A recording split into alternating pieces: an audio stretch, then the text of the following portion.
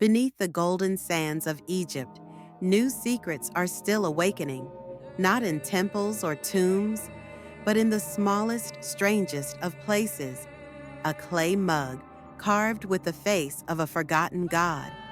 What the archaeologists found inside it could change how we see the ancient world and how the Egyptians may have reached the divine.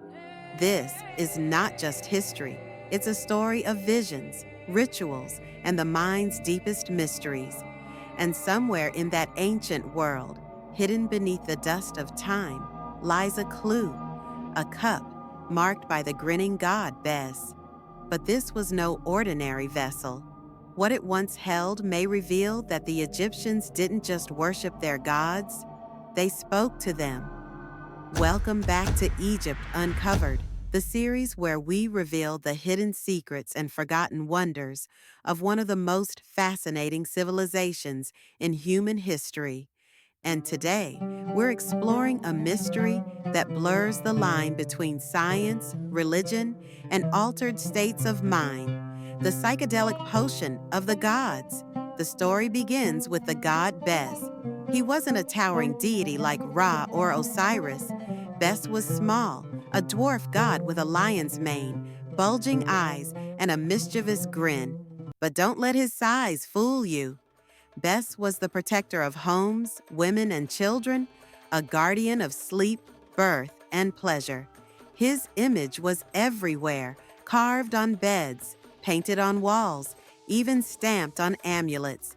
So when archaeologists found a ceramic mug shaped like Bes, they assumed it was just another household relic, maybe used for wine or offerings, until scientists at the University of South Florida decided to look inside. What they found was astonishing.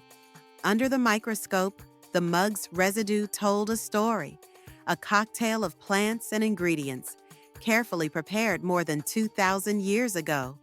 Among them, Syrian rue, a plant known even today for its hallucinogenic alkaloids. Then there was the blue lotus, the sacred flower of the Nile, famous in ancient art for its intoxicating scent and dreamy effects.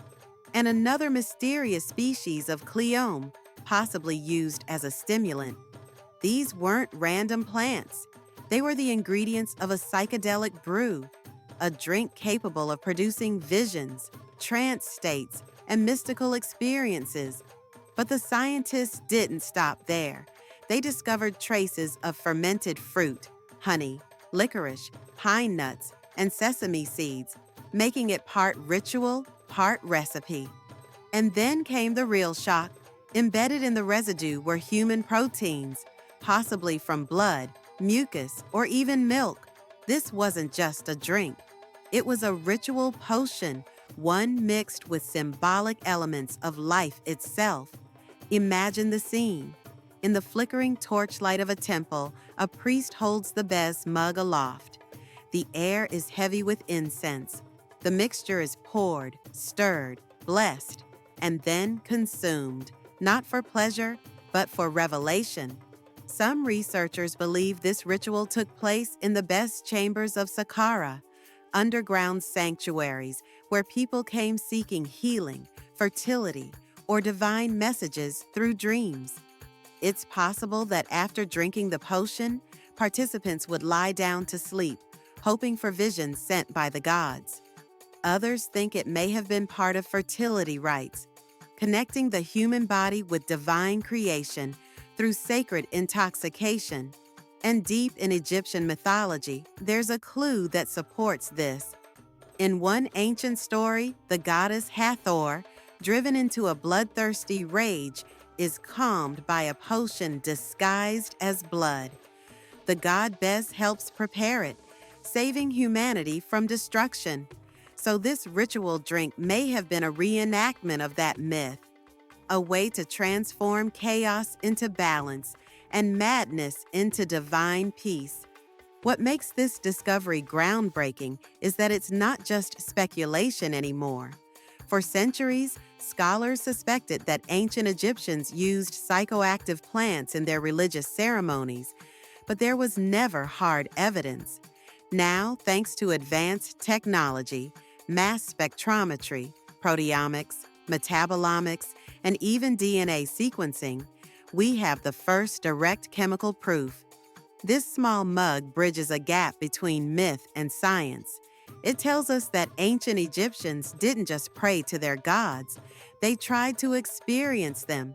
They used chemistry, plants, and ritual to alter the mind and reach the divine. It also forces us to ask uncomfortable questions. Were the temples of Egypt filled not only with incense and chanting, but with altered states of consciousness? Were priests or even ordinary people exploring the edges of reality through sacred potions long before modern science rediscovered psychedelics? And how many more clues like this are still buried beneath the sands, waiting to rewrite our history? One small mug, one smiling God, and one discovery that changes how we see the spiritual life of the ancients. Because maybe thousands of years ago, the Egyptians weren't just building pyramids or writing spells. Maybe they were exploring the depths of the human mind. If you enjoyed this journey through Egypt's forgotten rituals, make sure to subscribe because this is only the beginning. Next time on these series, we'll uncover more mysteries, from lost laboratories beneath temples to strange symbols that may reveal the true science of the ancient world. This is Egypt Uncovered, where every artifact is a message from the past, and every discovery brings us one step closer to understanding how ancient Egypt really thought, dreamed, and believed.